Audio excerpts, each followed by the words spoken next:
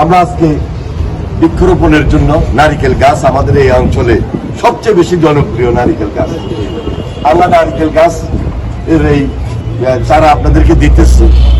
আমরা অন্যান্য গাছ হয়তো বা দিব। আমাদের ঢাকা থেকে 16,000 গাছ আসছে চন্দ্রগঞ্জ এবং লক্ষ্মীপুর মিলে, নাকি আমরা এগুলা বিতরণ করব।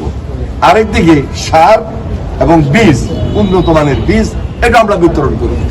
সরকার যে সবাই ঘরে ঘরে দিতে পারবে তা না, এই যে আপনাদেরকে উদ্বুদ্ধ করা, আপনাদের প্রয়োজনীয়তা হয়তো আপনারা মিটাবেন, কিন্তু আমরা সামান্য একটু সহযোগিতা করব, মনোবল দেব, সাহস দেব।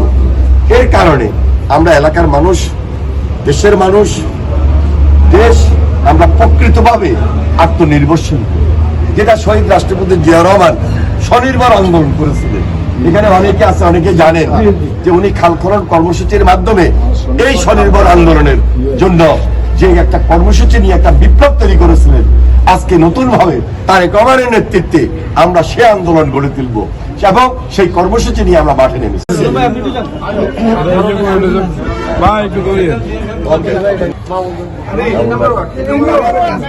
আমি লক্ষ্মীপুরে বেশ নাই, নারিকেলের দেশের লোক।